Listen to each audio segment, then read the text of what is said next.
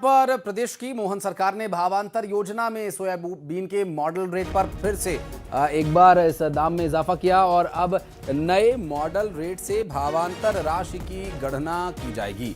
सरकार ने सोयाबीन का नया मॉडल रेट 4,225 प्रति क्विंटल कर दिया है। आपको बता दें कि बीते 7 नवंबर से लगातार मॉडल रेट में इजाफा किया जा रहा है। सबसे पहले 7 नवंबर को 4,020 रुपए प्रति क्विंटल के हिसाब से रेट जारी किया गया था। फिर 11 नवंबर को 4,056 रुपए प्रति क्विंटल के हिसाब से दाम तय किया गया। फिर 15 नवंबर को 4,225 रुपए प्रति क्विंटल रेट जारी किया गया।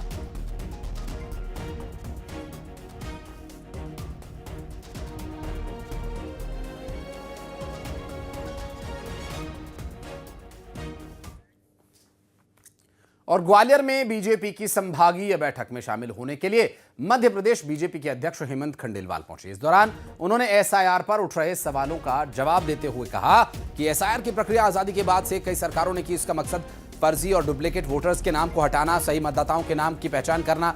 वहीं निगम मंडलों में नियुक्ति को लेकर कहा कि बीजेपी में हर काम अपने वक्त पर ही होता है।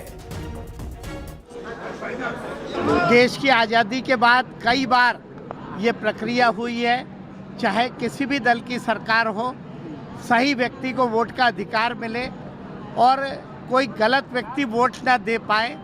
चुनाव की इस पहल का हम स्वागत करते हैं और सभी दलों ने इसका स्वागत करना चाहिए और हर नागरिक ने अपने इस प्रक्रिया में भाग लेना चाहिए ताकि हमारा लोकतंत्र और मजबूत हो। और मुरैना से खबर, जहां चंबल नदी से रेत का अवैध खनन परिवहन लगातार जारी है। बोट के जरिए बीच नदी से रेत माफिया रेत निकाल रहे हैं। चंबल नदी में रहने वाले जलीय जीवों के लिए तो खतरा ही।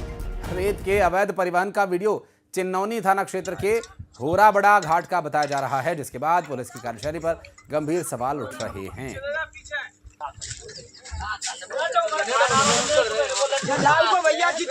सही बना, सही दिख रहा है।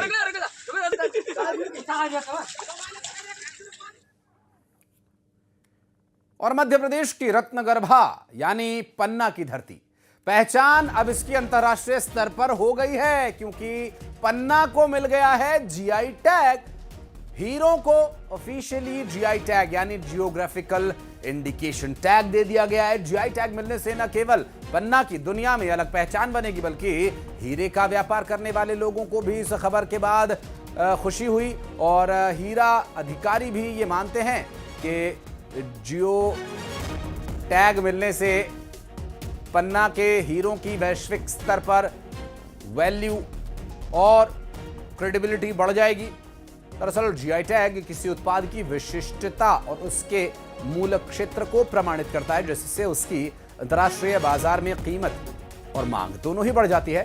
पन्ना के हीरों को ये टैग दिलाने के लिए ह्यूमन वेलफेयर सोसाइटी लखनऊ ने जून 2023 में आवेदन दिया था, जिसे पूर्ण जांच के बाद स्वीकृति दे दी गई।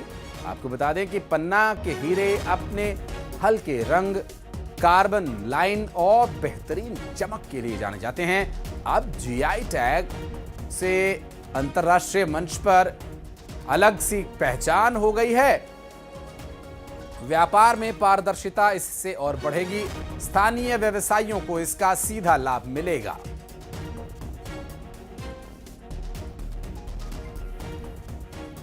हीरा उत्पादक जिला है पन्ना, और प्रदेश का जो इसके अद्वितीय विशेषताओं के कारण भारत सरकार की जीआई रजिस्ट्री द्वारा जीआई टैग प्रदान किया गया है।